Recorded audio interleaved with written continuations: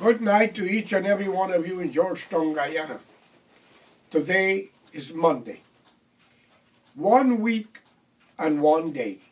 Still, we cannot come to an agreement concerning the result of the election. Well, what do you expect since 32 is better than 33? What a great mathematician. Not even a magician could have pulled this one out. But because of stupidity, ignorance, and racial tension and racism, the nation stand to lost. I want to ask the two major race, the descendant of India and the descendant of Africa. How many more years will you sit down and allow this to happen? You, the black race, believe that your black brother got you in hands. A lot of you, Burnham, hide, Granger. What about your children? What about your grandchildren? What about yourself? As much as the Indian, Jagan, Mrs. Jagan, Bharat, and all whoever they bring there. What really y'all get out of it? It is plain and simple, ladies and gentlemen. If y'all don't know to read and don't know to write, you shall not be allowed to vote, because you always vote on the ignorant things of color of skin and feelings. Now, I want to make this clear. The PPP started out with black people, Burnham, Llewellyn, John Wilson, all of them, you see, Guyana, all was PPP. And then they break away. And suddenly, you be having a racial problem. You got Indian vote for Indian, blacks vote for blacks. But during Burnham time, in the coalition with De Geer, 7 or 8 Indians leave the PPP and cross over and join Burnham. It is a plot to rule Guyana, the two of them. I want to ask the Honorable David Granger, President of the Cooperative Republic of Guyana. When it was known to all of you, or alleged, that Infant Ali had 19 counts of criminal charge against him, why he was not placed in jail on a bail, unless I missed something. Why, when Mr. Nandalal, alleged again, stole the law books, he was not placed in jail. But yet, Nandalal told Anthony Snow, how you want to run for president and you have a criminal record.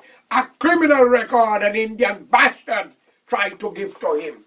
But ladies and gentlemen, with your ignorant black brothers and sisters who shake hands and take side to annihilate a young man. But I tell you, Guyana come very close to something that you wouldn't have had an election. I have nothing to lose. I already lost it all. I am living now for the history book. I know a lot of you want to kill me. When he come to the airport, shoot him. Or disappear him. You would not have another race between the two of you left if you try that. Believe what I'm saying. I'm not afraid of you. What I cannot do in flesh, I'll do in ghost. None of you will rest. Because we don't thief. We don't sell drugs. We don't do nothing wrong to violate our rights. Or another man's rights. We speak out for human rights like Nelson Mandela, like Malcolm X, and like many great leaders in Africa, even the late Mahatma Gandhi. But is this world only Indian and black people can speak for their rights, not another race? What you think, David? You're a soldier. Answer me. Tell me, were you trained to deny people their rights? But yet you call it democracy. If I was accused for such a crime, I would have been in the bottom of the jail, or maybe y'all would have killed me the way y'all light the fire 3 times in the prison to kill the prisoners. All 65 of you are guilty of human rights violation. As President of the Cooperative Republic of Guyana, you should have ordered an investigation immediately into it and bring those to trial who are responsible for the fire. And for those police that beat an innocent man, after locking him up 10 months in prison for a crime he did not commit. Lawyers had our case. He had an appeal. And I'm talking about Anthony Snow. He I'm talking about. What you all have to answer? What excuse, Mr. Ramzatan? You say your investigator say he pled guilty. We want a copy of the report and we want the name of the investigator. For if he's a man or a woman, he or she must answer to that. Because an innocent man was jailed and beaten with somebody name who's calling. We got name. Remember, for a few dollars, people will hand over their money. But that's not all. We got people behind us who are willing to give all 65 of you a lie detector test. And remember these words. I call on the UN, CARICOM, the ABC country to stand up for human rights. And I want to make this clear. You Indian, you don't like black people because what happened in the 60s. And I mean the majority, about 80% or 75% you don't like them. It's not like you all are afraid of what they have done in the 60s. Guyana black didn't do it, by the way. They were only looting and helping themselves, and they were loud in the street for the black bottom. And you Indians are very devious, treacherous, wicked. If you could attack your own mother and father, brother and sister, what would you not do with a neighbor, whether he black, brown, or yellow? But I'm asking the young generation to come together. Stop the nonsense. Let's live in peace, love, and harmony. If the election cannot get a result, which I would not accept it, whether either side win or lose, it's a game not to allow the third party to enter into parliament because they're going to bring out everything. Under Barnum, the yard joined him. Less than a year or two, they kick him out. Singh take over, he had to drink till he drunk. He had to shut his mouth. But PPP get PPPC. Mansour joined Jagan and give you 3 seats. Sudden Mansour become dumb. What an opportunist. And many more. Mr. Vishnu Bandhu, a very good man. We have our differences. He is the man who is responsible for Jimmy Carter into Guyana. Then you all talk about violation of the Constitution. No dual citizen should have been in Parliament. Then we didn't have a government from 1966. All of you were ruling the country wrong. And therefore, whatever agreement you all make with Exxon or any company should be cancelled because the government was not legal. How it is legal now for the people who break the law with constitutional problem because they're dual citizen, they kick out. And I must congratulate Joseph Harman and others.